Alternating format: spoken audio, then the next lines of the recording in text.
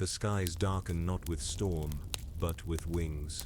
The ground does not tremble with thunder, but with the gnashing of chitin, the endless march of claw and fang, the living tide of a species that hungers for all. To speak of Tyranids is to speak of inevitability. They are not invaders in the human sense, no soldiers, no emissaries, no negotiations. They are the will of hunger itself, sharpened into teeth, evolved into claws, multiplied across the void. When their shadow falls upon a world, the stars vanish, the vox falls silent, and the certainty of survival turns to prayer, whispered in futility. What then awaits a civilization caught in their path? Not the swiftness of annihilation, but a slow unraveling of every defense, every structure, every memory of culture, until nothing remains but biomass stripped bare. This is not conquest. This is consumption. The end of a civilization rarely begins with thunder. More often it begins with silence. Somewhere in the deep void, light fades, the astronomicon flickers as though the Emperor's own gaze has turned aside, and astropaths cry out in fractured whispers that dissolve into madness. On the surface of a thriving world, there may still be laughter, markets ringing with trade, manufactoria humming with endless production, administratum scribes bent over parchment in dim-lit chambers, but above all that fragile industry and faith, a weight is gathering, vast and unseen. It is the kind of silence that drowns entire systems before the first enemy is ever glimpsed. At first, the signs are subtle, so subtle that only those attuned to the currents of the Imperium feel the tremor. A navigator guiding a vessel through the warp senses a wall where there should be corridors of possibility. An astropath clutching a data slate feels her visions unravel like smoke between her fingers. The Adeptus Astra Telepathica teaches its acolytes that the warp is a storm, unpredictable yet constant, but the silence is worse than the storm. Silence means something is feeding. Silence means something vast has arrived that the warp itself recoils from acknowledging. On the world of Carthion Secundus, a mid-tier agri-colony on the eastern fringe, the silence was first marked in the scriptoriums of the administratum. Messages delayed, reports garbled, entire channels going dark. The local governor attributed it to poor calibration of astropathic choirs, or to the fickle whims of the warp. Such dismissals are common, for few who serve the Imperium wish to confront the idea of something greater than rebellion, piracy, or technical error. Yet whispers spread through the vox relays. Ships returning from the outer patrol routes arrived with hulls scarred not by weapons fire but by acid burns and claw marks. Voidfarers muttered of organic wreckage drifting through the black fragments of chitin and bone, moving as though still alive even in the frozen vacuum. For the common citizen, these omens meant nothing. Farmers bent to their fields, tending the hydroponic chambers where nutrient vines coiled endlessly. Manufactorum workers fed promethium into engines that powered the planetary defense batteries. To live under the Aquila is to live in ignorance of wider truths, because knowledge itself is poison when dread has no outlet. But every so often, a worker would glance at the heavens during a sanctioned moment of prayer and note that the stars seemed dimmer than the night before. When asked why, the priest would declare that it was a test of faith, that the emperor demanded vigilance, and yet even the priests did not linger in the open air for long. Among the Astra Militarum garrison, unease grew. Commanders drilled their regiments twice as hard, though none could explain why. Veteran sergeants who had faced orcs, heretics, even the stray brush with a chaos cult, muttered uneasily that this felt different. One trooper described it best when he said it felt like waiting for a sound that would never come, like standing on the edge of a cliff and knowing something vast and hungry waited just below. Vox officers reported static interference that shifted not with storms or distance, but with the turning of the stars themselves, as if the very void was whispering, low and constant, in a voice no one could quite hear. When the first shadow fell upon the system, it was not the sight of the Tyranid fleets that confirmed the truth. It was the sudden, absolute collapse of astropathic relay. No message out, no cry for aid, no warning to the wider Imperium. The psychers screamed, blood pouring from their eyes, their minds shattered by something too immense to endure. Those few who survived babbled of a single thought, pressed upon them again and again: hunger, not a word, not a language, not even a concept they could frame in Imperial Gothic.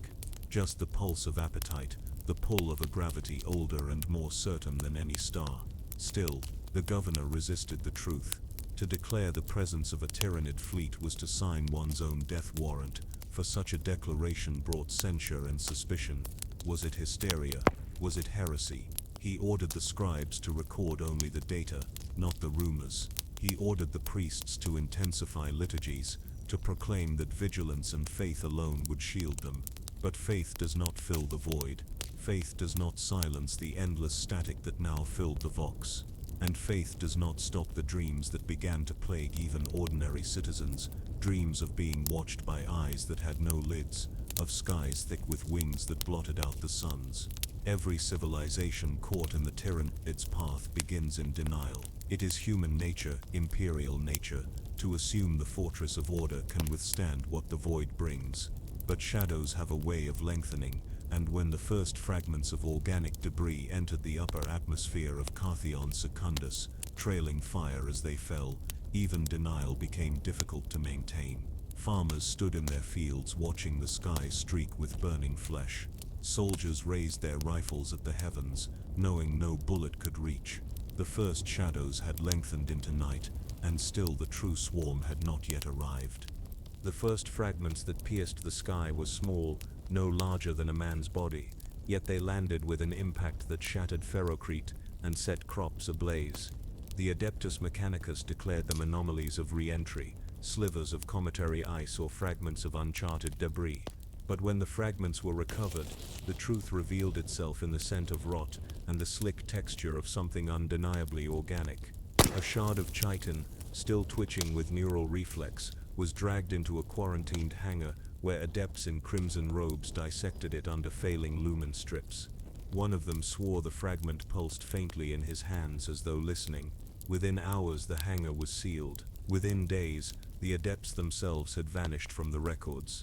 For the people of Carthion Secundus, rumors spread faster than any official decree. Some claimed the fragment was alive, that it had grown tendrils overnight before being burned to ash. Others whispered of voices carried through the air vents, not human voices, but a sound like wet claws scraping along bone. Panic had not yet taken hold, but unease had. Families who once prayed casually to the Emperor at dawn began to kneel longer, muttering litanies with cracked lips. Market stalls once loud with barter fell quieter, as if all conversation was a betrayal of some lurking presence. The Astra Militarum officers issued drills with increasing frequency. Regiments were ordered to their barracks, munitions distributed in greater quantity than ever before. Yet no enemy presented itself. Troopers stood watch at city walls staring at the sky, their fingers clenching nervously around lasguns, while their minds swirled with questions they dared not speak aloud. The sergeants barked at them to remain silent, to remain sharp, but silence became unbearable in the long nights. More than one soldier confessed to hearing a faint chittering carried on the wind, though no insects lived in the cold plains surrounding the hive cities. It was not only soldiers who felt the weight of those unseen eyes. Children began to dream of oceans boiling away into vapor. Merchants described night terrors of endless claws ripping apart their wares, their wealth dissolved into dust. The ecclesiarchy fanned the flames of faith, proclaiming the visions as trials from the emperor himself, urging penance and devotion. Yet their sermons grew louder, more desperate, and some began to wonder if the priests were reassuring the flock or themselves. The turning point came not with the falling fragments, nor the spreading unease, but with the silence of the outer void stations. Carthion Secundus had 6 stations scattered along its trade routes, orbital points of commerce and refueling. They were manned by hardy voidfarers, who had weathered solar storms, pirate raids, and worse. When their vox traffic faltered, the governor dispatched patrol frigates. None returned. A week later, one station was spotted adrift on a decaying orbit, its lights extinguished, its docking arms shattered. A daring crew from the Planetary Defense Fleet boarded it. What they found never made the official reports. The only fragments that trickled down from whispers among the fleet were of corridors dripping with viscous slime, of walls grown soft and pulsing like living organs, and of crew members torn apart in patterns too deliberate to be chance. The boarding party sealed the logs and detonated the station from within before retreating. When pressed for answers, their captain gave only one: it was already feeding. By now the word Tyranid had entered hushed conversations. Few dared to speak it aloud, for the name itself carried a weight of doom. It was a word of extermination, a word that admitted no escape, a word so terrible that Imperial commanders often avoided declaring it for fear of collapse in morale. And yet, when an entire night passed without a single star visible in the sky, when the heavens themselves looked smothered by an invisible hand, even denial could no longer stand. The shadows were real, the hunger was near, and every man and woman knew their world had been chosen. But still, the swarm itself had not yet descended. That is the cruel genius of the Tyranids. They do not merely attack, they smother. They press upon the warp until psyches collapse. They spread their psychic shadow until thought itself grows heavy. They gnaw at the edges of courage long before the first claw finds flesh. The people of Carthion Secundus now lived in that silence, in that suffocating weight. Each prayer, each ration, each military drill was carried out under skies that seemed ready to tear open with wings and teeth. And yet the heavens remained shut, as though savoring the dread below. Every hour stretched like a blade drawn across the throat of civilization, and in that waiting silence, entire societies began to fracture. The powerful whispered of evacuation, the faithful whispered of martyrdom, and the ordinary whispered only to their children, telling them to stay close, to keep their eyes down, to never look too long at the sky. The silence did not remain passive. As the days stretched into weeks, Carthion Secundus began to feel as though the very air carried weight. Psychers fell ill by the dozens, their visions consumed by a static roar that drove them into seizures. The black ships had long since taken most of the world's sanctioned psychers, yet even the rare witches hidden among the lower hives now screamed in the night, clawing at their own faces as if to tear the presence out of their skulls. The Arbites who dragged them away found that their blood smelled wrong, acrid and metallic as though touched by something alien. Among the Astra Militarum, discipline began to crack. Entire platoons refused to sleep, haunted by the chittering they swore echoed inside their helmets. Officers found graffiti scratched into hab-block walls, desperate prayers carved with knives, crude sketches of creatures that no man had yet seen but every man somehow knew. Commissars tightened their grip, executing deserters and whipping regiments into tighter formation, yet even their iron presence could not purge the dread that spread like infection. Soldiers obeyed, but they did so as though their obedience were hollow, as though every command were only delaying the inevitable. The governor still held to his facade of control. He appeared from his palace balcony, clad in gilded armor, declaring that the emperor's light had not abandoned them. He summoned parades, demanded the banners of the Imperium be raised higher, brighter, stronger. Yet those who looked upon him saw sweat gleaming on his brow, his smile stretched too thin.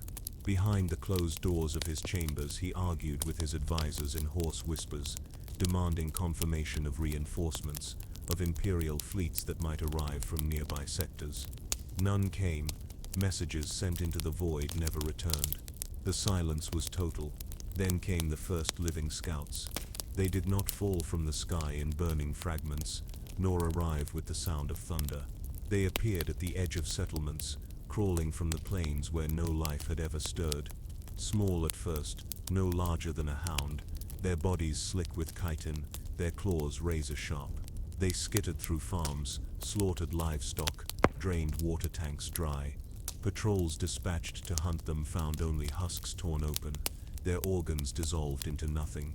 Those who survived an encounter swore the creatures did not fight like beasts, but like soldiers coordinating, testing defenses, learning. Each day brought more sightings, each one larger than the last, as though the very soil was birthing them anew. Panic spread, though officials struggled to contain it. Administratum scribes burned reports, rewriting accounts of massacres as simple accidents, blaming sabotage, blaming rebellious gangs in the underhives. Yet whispers traveled faster than lies. Mothers swore their children had seen shapes watching from the vents. Miners declared that tunnels collapsed not by fault but by claws chewing through rock. The ecclesiarchy raised its sermons to fever pitch, declaring that this was no test but a punishment for hidden heresies, that only blood and penance would shield them. And so the first mobs formed, citizens dragging suspected witches into the open and tearing them apart in the emperor's name. The true enemy had not yet revealed itself in full, yet already the world was bleeding itself dry. By the time the first spore ships were sighted in the upper atmosphere, denial was no longer possible. Vox operators screamed of burning trails across the heavens, of shapes vast and shifting that did not register as metal, but as living mass. The defense fleet rose from its docks, cruisers and frigates firing salvo after salvo into the sky. Some spore ships were destroyed, their bodies splitting into clouds of ichor that rained down like poisoned rain.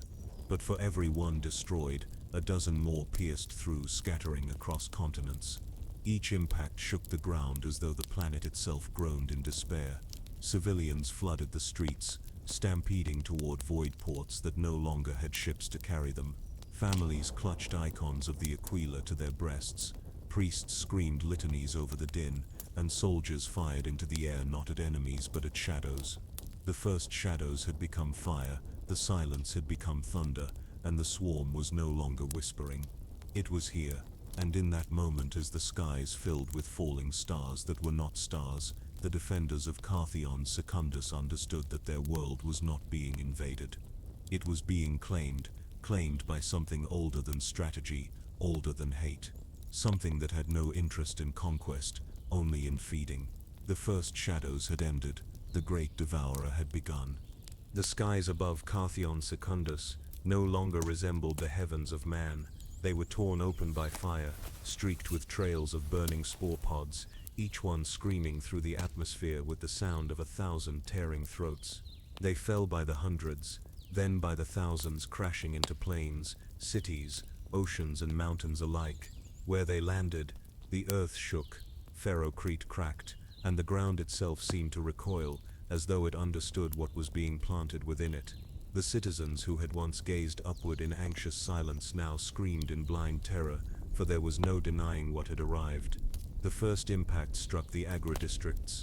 Vast swaths of hydroponic chambers ignited in fireballs as pods burst apart, unleashing swarms of creatures in all shapes and sizes. Termagants, their bodies low and lean, poured out in skittering masses, their flesh weapons already fused to their arms, spitting bioplasma that burned through workers and machines alike. Hormigants leapt across irrigation canals, their talons slicing through armored bulkheads as though the metal were parchment. The farmers who had once bent to their crops now fled, their cries drowned in the high-pitched shrieks of the swarm. In the hive cities, defense batteries thundered, towers crowned with macro cannons spat fire into the heavens, cutting swaths through the descending rain of spores. Dozens of pods exploded mid-air, showering the hive spires with black ichor that melted metal as easily as flesh. But for every pod destroyed, more struck home. Streets buckled as impact craters split open, disgorging warriors with claws like scythes, their carapaces glistening as though forged for war. The Astra Militarum met them first. Regiments arrayed in disciplined ranks, lasguns raised, bayonets fixed, officers barking orders through the static choked vox. The first volleys lit the night, in sheets of crimson searing hormigants by the dozens. But las fire, though precise, lacked weight. The creatures fell, burned and broken, but their numbers did not falter. For every Tyranid slain, 3 more leapt the barricades. The ground itself quaked as carnifexes thundered into view, massive beasts that dwarfed tanks, their claws smashing through Ferrocrete bunkers with contemptuous ease. Lemon Russ squadrons rolled forward, cannons roaring, shells tearing chunks of flesh from the monsters. But even as one carnifex collapsed in a ruin of gore, another surged over its body, undeterred, unfeeling. Civilians were caught in the maelstrom. Families rushing toward evacuation points found themselves trapped in streets clogged with wreckage and flame. The Arbites attempted to hold order, shock malls crackling as they forced the crowds back, but order dissolved in the face of shrieking Tyranids that burst through the walls of hab blocks. Mothers clutched children as shadows fell upon them, fathers raised rusted tools in hopeless defiance.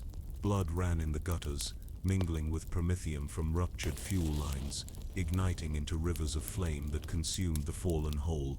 The ecclesiarchy raised their banners above the chaos, priests screaming hymns until their throats tore, urging the people to stand firm. For a moment, their voices gave courage. Entire mobs of citizens rallied, grabbing pipes, hammers, even bare fists to strike at the creatures. But courage is not armor, and faith is not shield. The swarm cut through them as though they were reeds in a storm, leaving only scattered relics and broken bodies where once prayers had risen. Above it all, the planetary defense fleet fought in vain. From orbit, the void ships hurled everything they had into the seething mass of hive ships pressing into the system. Torpedoes detonated with suns of fire. Lancers carved chunks of alien flesh into drifting carcasses, but the swarm absorbed it all. Living ships melded, split, regrew, each wound healed by biomass torn from their own dead. One cruiser, the Iron Resolve, rammed itself into a hive ship in a blaze of martyrdom, detonating its reactors in a blast that lit the night skies. For a heartbeat, the world below roared with hope. But then the shadow fell again, deeper than before, as the hive mind pressed harder, smothering even the memory of triumph. The ground trembled not only from the weight of Tyranid bodies, but from the realization that there was no stopping them. Each battle bought seconds, each sacrifice bought moments, and the cost was measured in cities erased.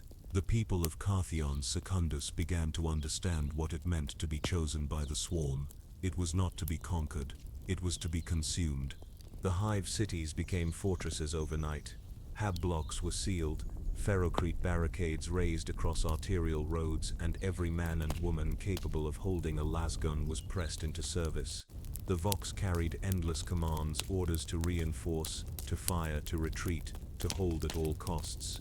Yet through the static, one truth was clear: the lines were collapsing faster than they could be drawn. The Tyranids did not strike in waves like mortal foes. They pressed everywhere, at once an ocean without horizon, their movements impossibly coordinated as if guided by a single thought.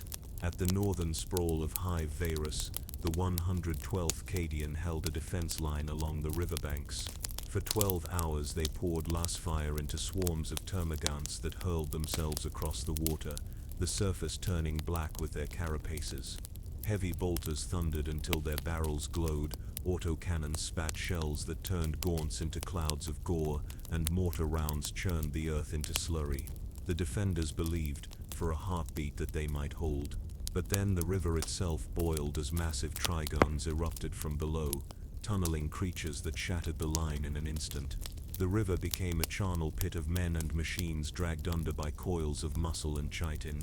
Commissars bellowed prayers to the Emperor, ordering countercharge.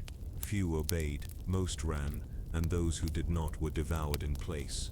In the underhives, where the air was thick with fumes and the walls slick with condensation, the swarm found new hunting grounds. Rippers flooded through the tunnels, tiny bodies gnawing on everything in their path.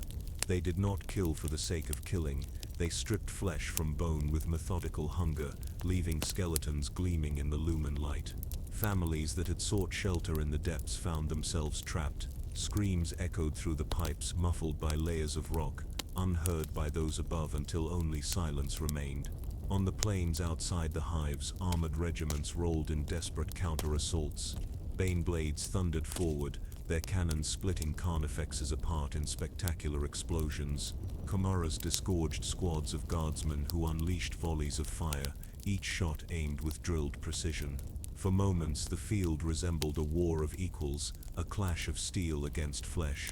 But Tyranids adapt. Within hours new creatures appeared, beasts with armor thick enough to deflect tank shells, winged horrors that dropped from the sky to tear apart crews before they could reload. Basilisk artillery batteries fired until their barrels melted, yet even their earth-shaking shells vanished into the tide, swallowed whole by the relentless advance. The sensory assault was unbearable. The air grew heavy with spores, turning every breath into a struggle, lungs burning as though filled with ash. The sky flickered with the glow of burning ships, casting the ground in a perpetual twilight. The sound was the worst, an endless chorus of chittering, shrieking, and the thunder of claw against stone. It drowned out commands, drowned out screams, drowned out even prayer. Men fired until their power packs ran dry, then swung their lasguns as clubs until their arms broke beneath the strain. Everywhere, civilians poured into the streets, not in defiance but in blind panic. They trampled one another in their desperation to reach safe zones that no longer existed. Administratum clerks burned archives in pyres that sent black smoke spiraling into the choking air, declaring that if they were to be erased, their records would not be claimed by Senos. Arbeit squads fought running battles, not with the Tyranids but with rioting crowds, their shock mauls sparking against skulls, their shotguns blasting holes through mobs that threatened to crush them. And still the priests preached. At the Basilica of the Emperor Triumphant, a cardinal stood atop the altar, his voice raw as he cried that martyrdom was salvation, that to fall in defense of the Imperium was to be seated at the Emperor's right hand. Thousands filled the square, clutching relics, chanting in rhythm with the hymns.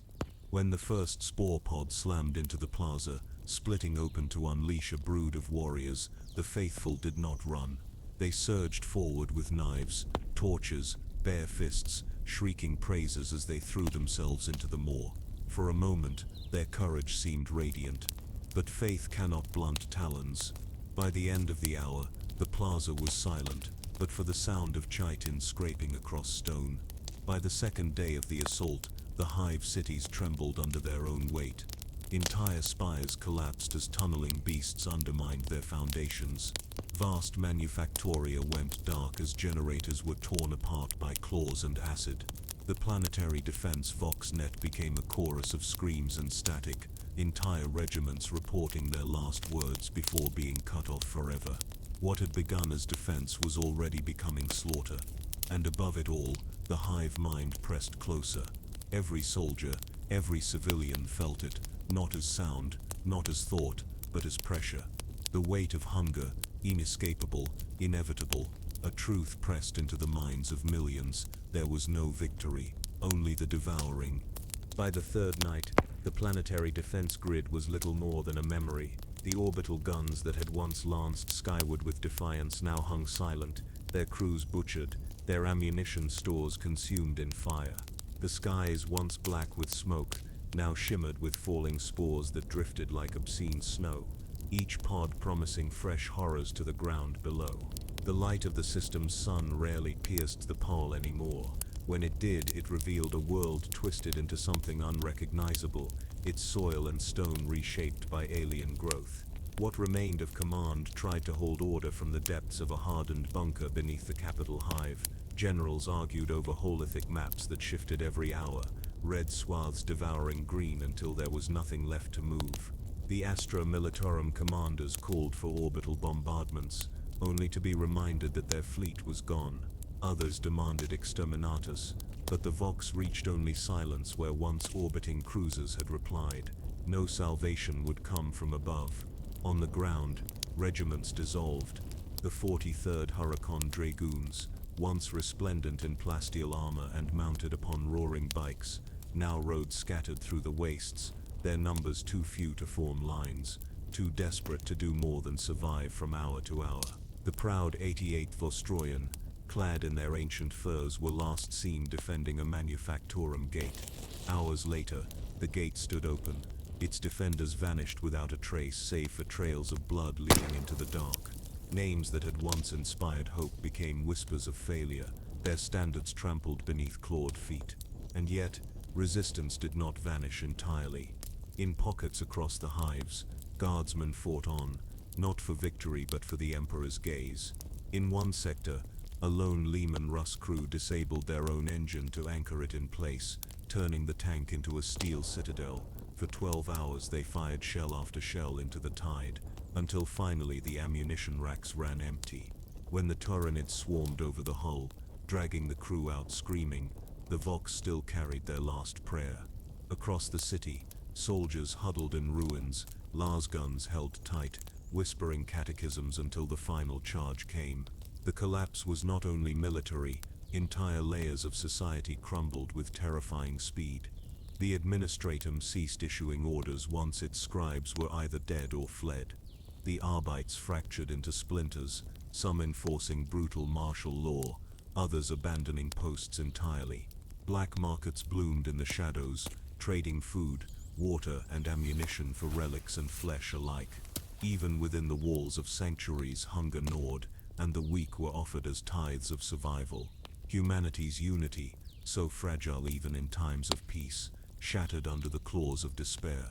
But it was not despair alone that spread, it was transformation. Everywhere the swarm moved, it reshaped the world.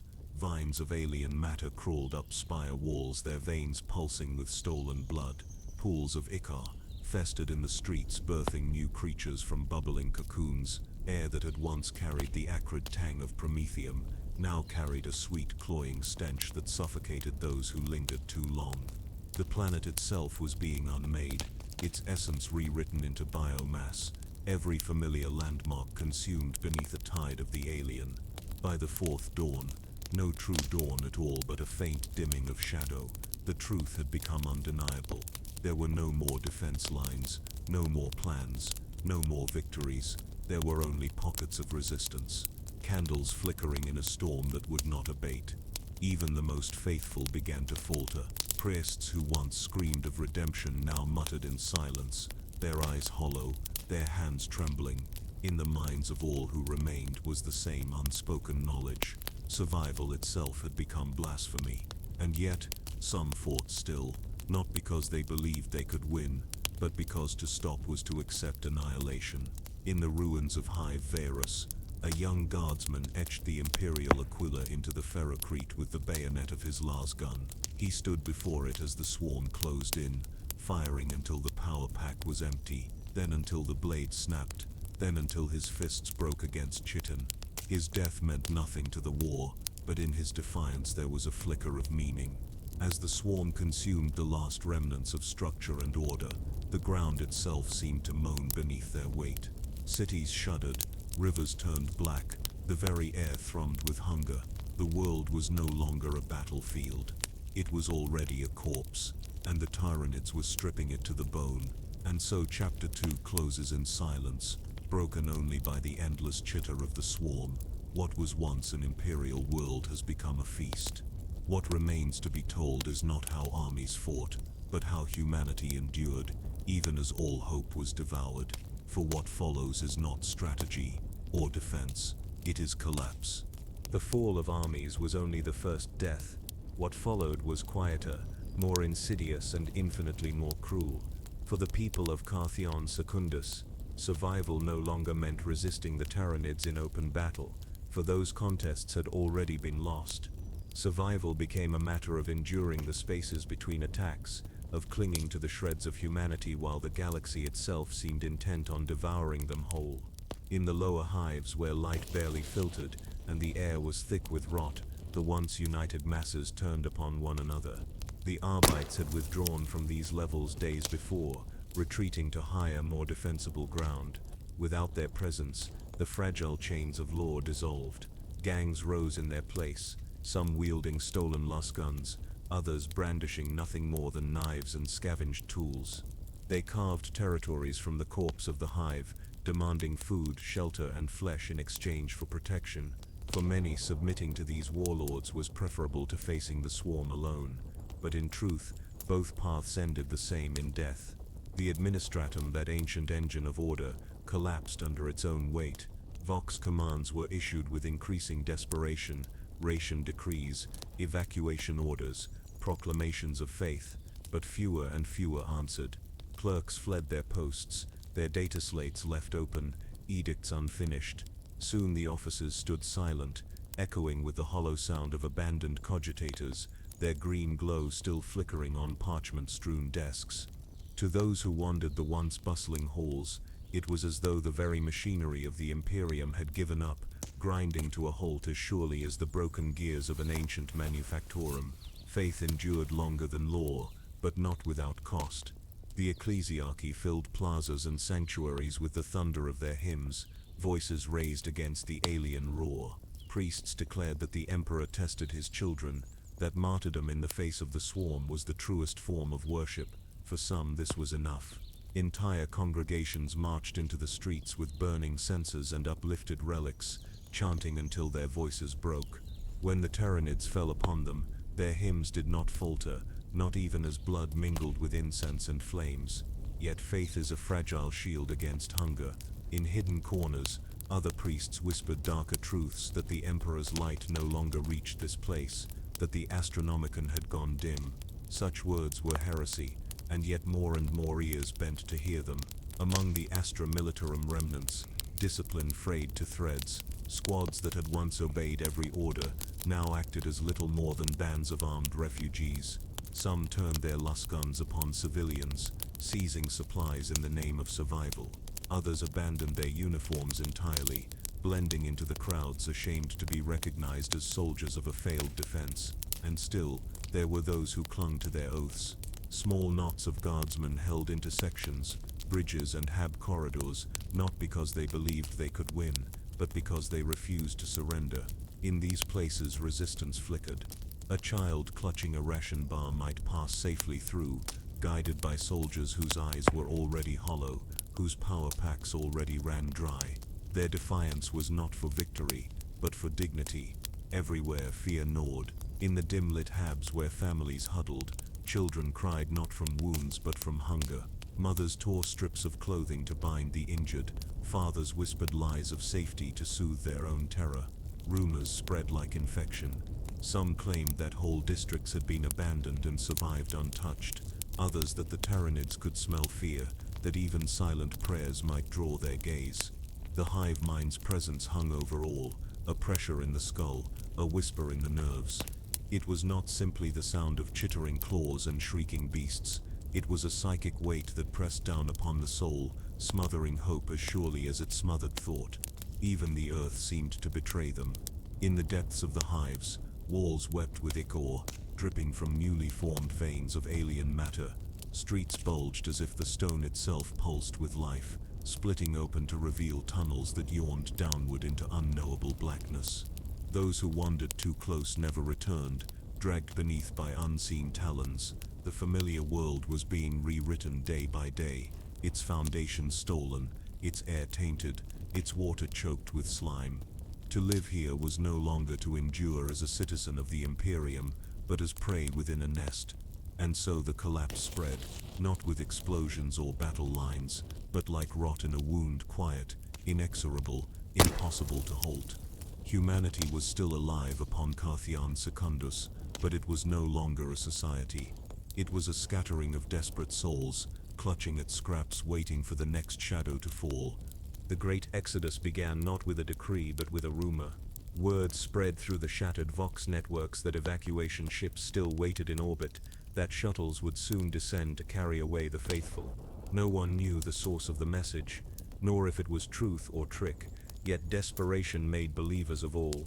Masses poured toward the landing zones, filling avenues with a tide of humanity so vast that the streets themselves seemed to buckle. Families clutched what belongings they could carry, dragging carts, pushing broken lifters, some hauling the corpses of loved ones in the vain hope of granting them burial among the stars. But there were no ships waiting. When the crowds reached the cleared plazas, they found only smoking craters, husks of downed transports, and the swarming forms of Tyranids already feasting upon the dead. Panic erupted like wildfire. The first last bolts came not from the enemy, but from within the masses themselves.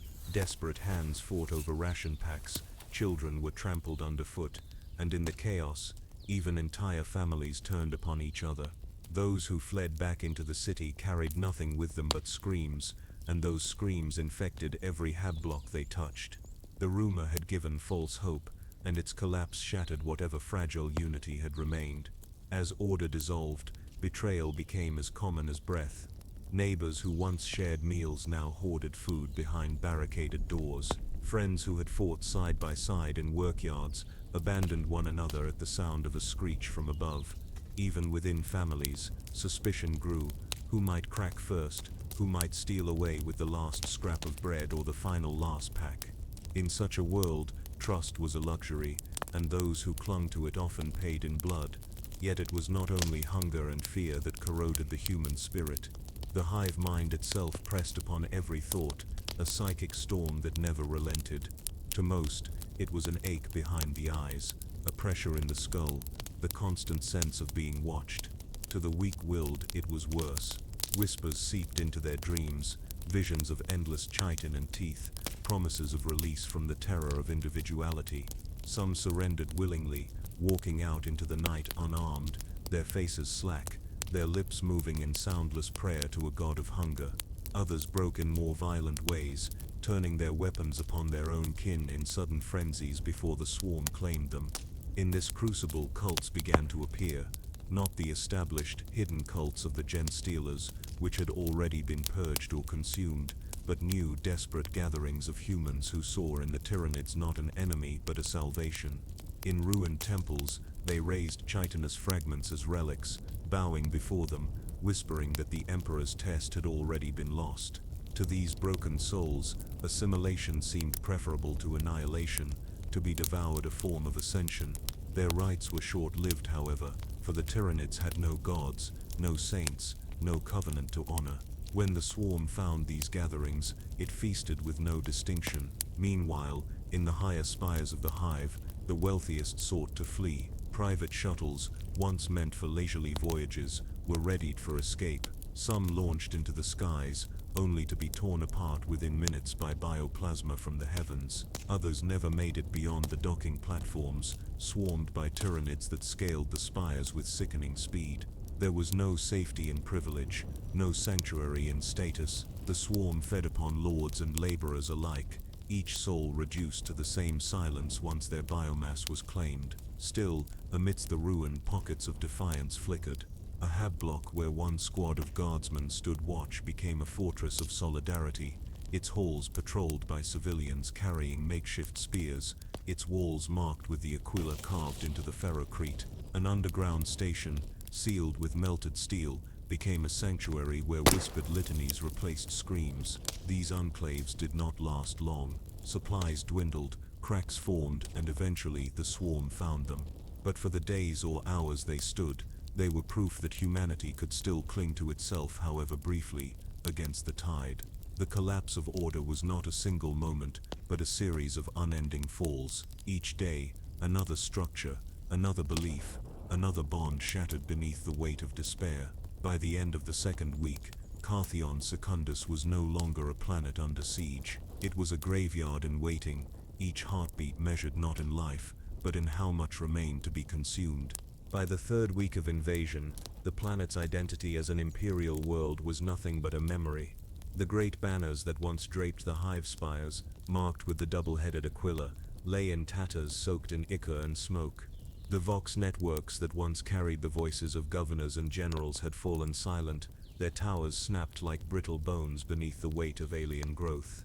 Where once there had been the machinery of governance, of faith, of war, now there was only the chittering of a million alien throats. The planetary governor, Lord Halcyus Varan, had not been seen since the second day. Some claimed he fled into orbit on a hidden shuttle, others that he died in the bunker as the Tyranids stormed it. In truth, no one knew, and no one cared. Leadership had become irrelevant. The chain of command, once the lifeline of order, had snapped link by link until nothing remained but isolated voices crying in the dark. A sergeant with a half-melted lasgun might hold more authority in a single street than the absent lords who had once ruled the planet. The administratum records, once meticulously maintained, were abandoned mid-script. Tall shelves of parchment burned in collapsing archives, data slates blinked unanswered until their power drained, and quills lay shattered beneath the dust of falling masonry. The history of Carthion Secundus, the births, the tithes, the prayers, was erased as surely as its future. To the Imperium, the world was already lost. It was no longer a realm to be governed but a resource to be stripped away in silence. And so silence spread. Not the silence of peace, but the silence of absence.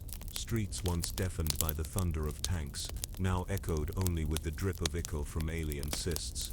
Plazas that once thrummed with sermons now lay empty, save for bones and broken icons. Even the cries of the people grew fewer.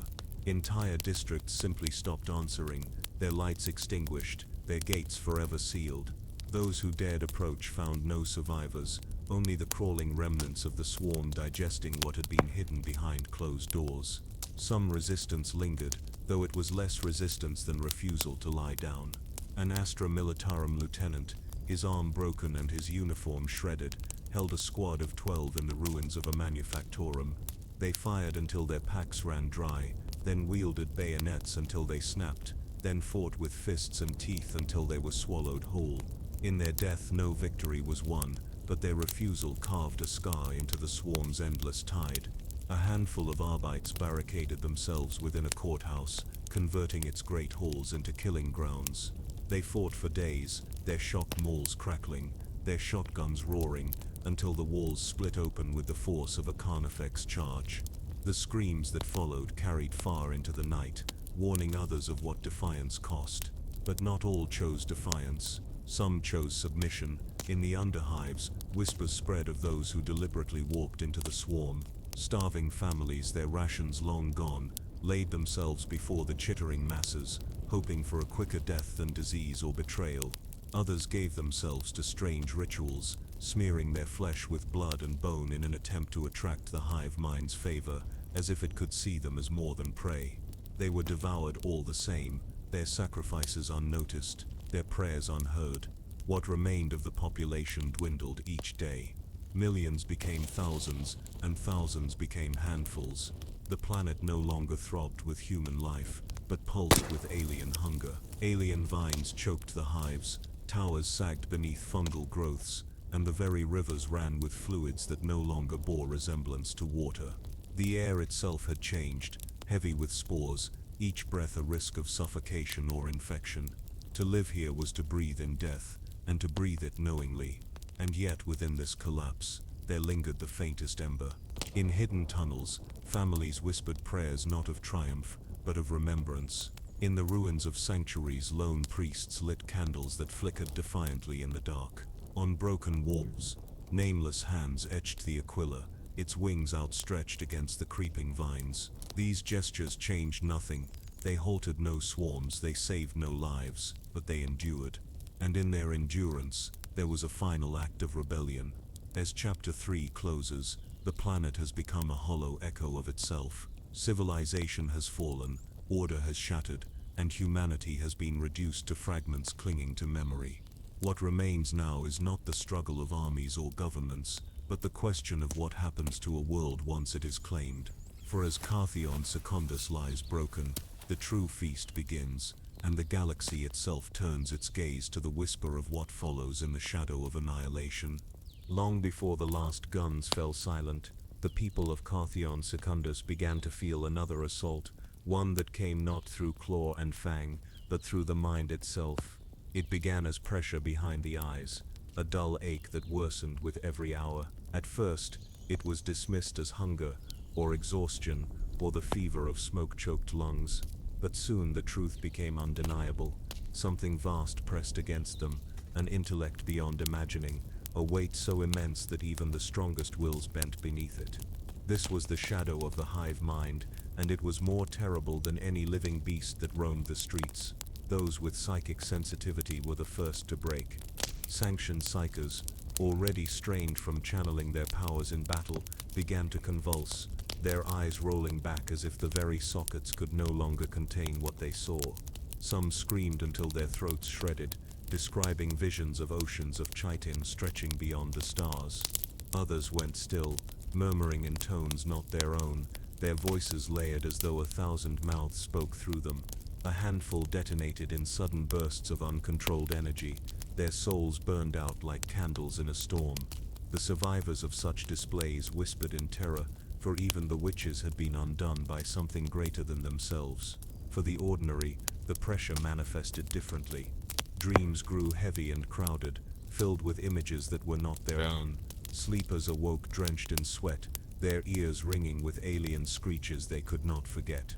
Mothers swore they heard their children's cries echoing from the walls themselves. Fathers claimed to see their own reflections warp into fanged maws in broken glass. These were not hallucinations in the natural sense. They were impressions of a gestalt will, bleeding into human thought as easily as mist through stone. The ecclesiarchy, sensing the creeping terror, fought to frame it in words of faith. Priests declared that the emperor was testing their endurance, that the whispers were the lies of demons meant to lure the weak into despair. They urged their flocks to resist with prayer, to drown the alien murmur in hymns so loud the stars themselves might hear. For a time the people obeyed. Masses gathered in half-ruined chapels, their voices thundering in ragged unison, the sound of their defiance carrying into the streets. Yet even the most fervent discovered the truth in time. No matter how loud the chant, the whisper remained curling at the edge of thought, patient and inevitable. Some embraced it. Among the broken and starving, a new form of madness took root. They claimed the hive mind was not an enemy but a salvation, a great unity where individuality and suffering would dissolve into something greater. These zealots wandered through the ruins with hollow eyes, beckoning others to follow them into the dark places where the swarm gathered. Few returned from such pilgrimages, and those who did spoke in fragmented tongues, their words alien, their humanity all but gone. Whether they were spared or simply overlooked by the Tyranids was a question left unanswered. The Astra Militarum veterans knew better. They did not name the voice or worship it. They endured it. Hardened soldiers, stripped of comrades and command, clenched their jaws against the whispers and fought on, not because they believed they could win but because refusal was the only weapon left. They held the line in silence, their eyes haunted, their skulls aching, their souls ground down by the endless psychic tide. To stand in the shadow of the hive mind was to feel oneself shrinking to nothing, to understand that individuality was not merely ignored, it was irrelevant. And yet, in the very act of resisting, the survivors discovered something profound. Each act of defiance, each moment of will was not simply a stand against claws and fangs, but against the annihilation of thought itself. The hive mind was not content to consume flesh, it consumed identity. To pray, to fight, to even speak one's name aloud in the dark was rebellion. It was fragile, fleeting, often futile, but it was still defiance. The whispers did not relent. They never relented, but within the ruins of Carthion Secundus, humanity whispered back. Not in unison, not as one mind, but as fractured voices crying into the void. And perhaps that was the very essence of what the hive mind sought to erase. The most disturbing aspect of the hive mind was its silence, not the absence of sound, for the ruins were filled with the noise of distant chittering and the shuffle of unseen claws. No, this silence was of thought itself. Survivors described moments when their minds went blank, entire memories simply snuffed out. A name, a face, a prayer, they would reach for it, only to find emptiness. It was as if the hive mind had drawn its tendrils through the corridors of the brain, scraping away what it did not deem important. At first it happened only to the weak and dying, then to the healthy. A guardsman might stand watch one night, only to forget his own regiment the next morning. A mother might look into the eyes of her daughter and fail to remember why she mattered. These lapses lasted seconds for some, hours for others. And when awareness returned, horror followed. The realization that their very selves could be unraveled so easily was often worse than death. Children were among the most vulnerable. Too young to guard their minds, they became vessels of distorted speech, echoing words they could not understand. Infants cried in tones that carried unsettling resonance, as though the hive mind borrowed their voices for its own amusement. Some parents smothered their young to silence the unnatural cries, believing it an act of mercy. Others clung to their children tighter, whispering lullabies as if sound alone could shield fragile minds from the weight pressing in. For the ecclesiarchy, the whispers became an unanswerable riddle. Priests spoke of the emperor's protection, yet many themselves heard the alien voice scratching at the back of their skulls. Some broke beneath the contradiction, declaring that the emperor had abandoned his flock. Others hardened into fanatics, their sermons less about hope and more about rage, bellowing hatred at the unseen enemy with cracked throats and bloodied fists. Yet no hymn, no rite, no relic proved sufficient to drive the whispers away. The Astra Militarum responded differently. Their commanders enforced discipline not just of body, but of thought. Squads rotated in short shifts, for long stretches of stillness left the mind vulnerable. Orders were repeated, mantras drilled into soldiers so that the act of remembering became a weapon. Hold the line, trust the regiment, trust the emperor, hold the line. These phrases were etched into walls, scratched onto armor, carved into skin. They served not only as commands but as anchors, reminders that memory and meaning had not yet been stolen. There were also those who surrendered fully. The cultists of the Whisper, as the survivors named them, allowed the hive mind to seep through without resistance.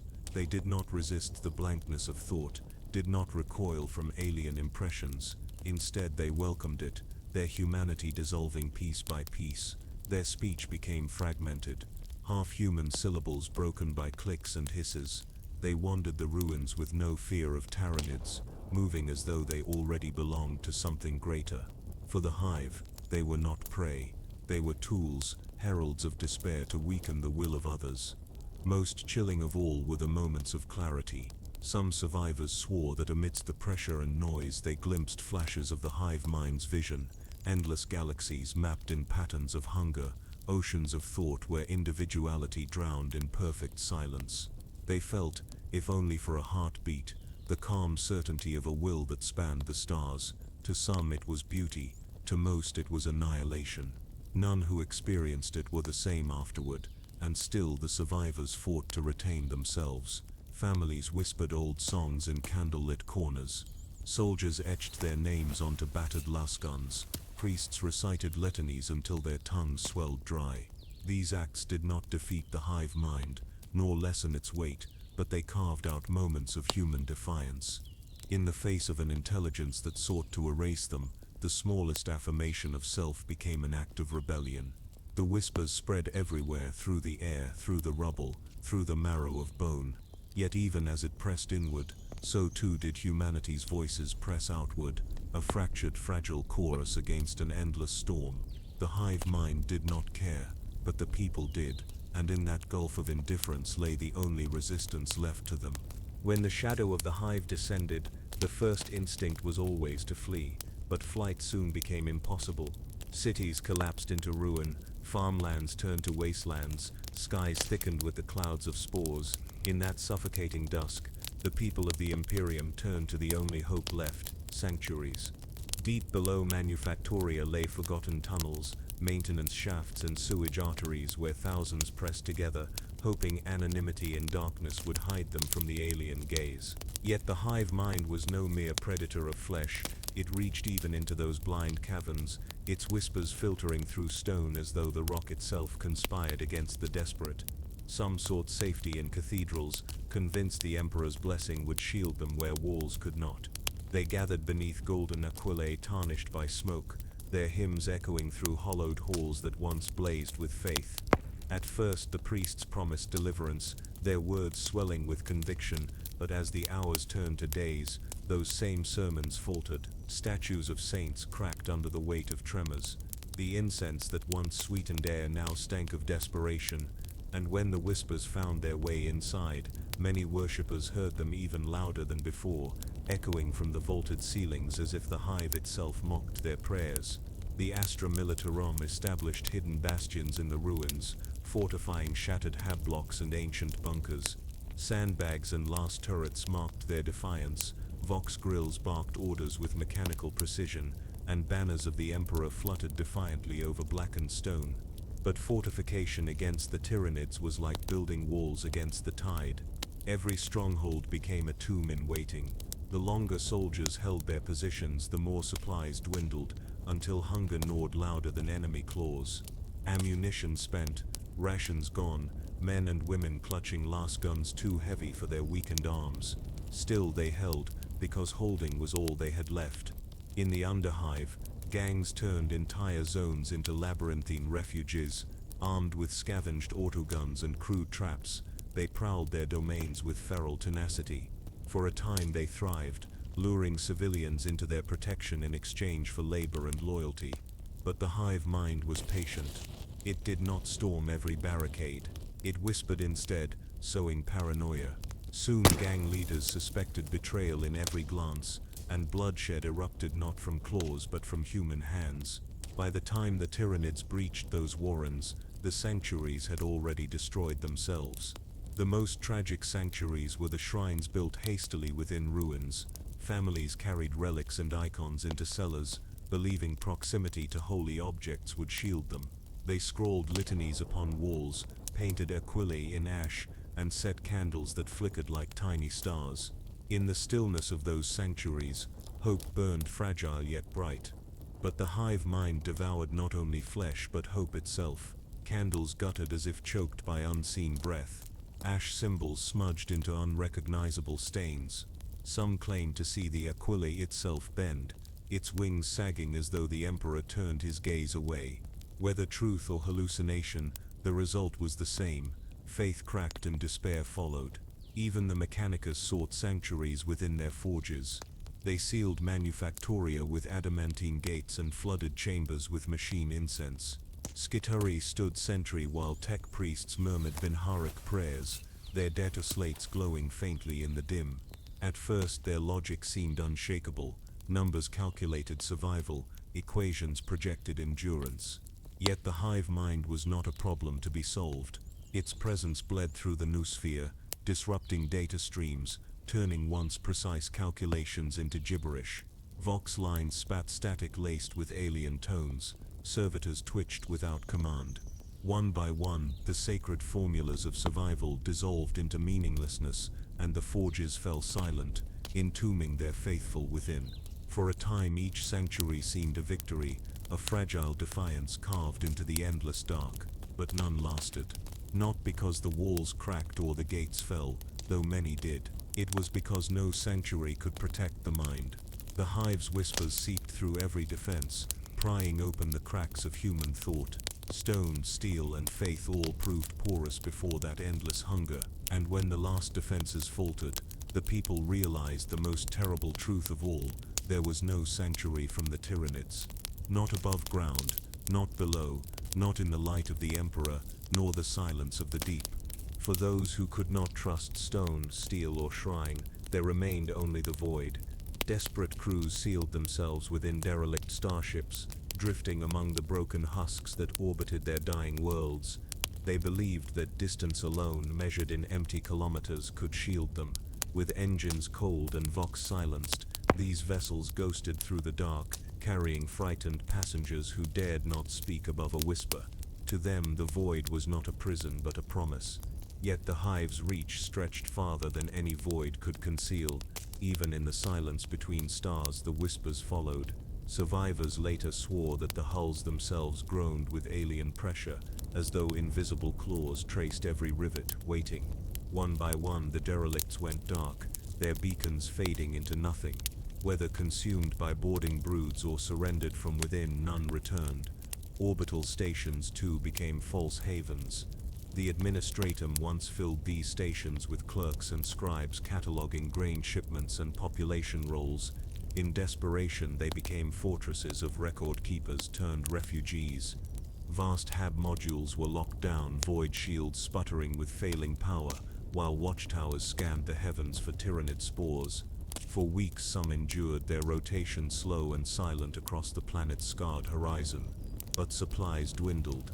Hydroponics shriveled under lack of care, vox channels went mad with static, and always the pressure of the hive mind pressed closer. When the end came, it was swift, spores tearing through shields, boarding swarms seeding the halls. The refugees who fled into escape pods thought they might vanish into the black, unseen. Yet even the pods fell silent, each spark of human life extinguished before it could drift far. On the surface, the Mechanicus attempted what they always attempted: control through machinery. Sealed vaults of adamantine and ferrocrete were sunk deep into bedrock, their doors reinforced with machine rights and digital locks known only to the magi who commanded them. Within, tech priests stored relic engines, food rations, sacred data, and servitors programmed to endure for centuries. To the faithful, these vaults were more than survival. They were arcs meant to outlast the swarm until some future crusade reclaimed the world. But time itself became their enemy. The hive mind's whispers eroded sanity. Logic dissolved into static. Inside the sealed vaults, paranoia bloomed.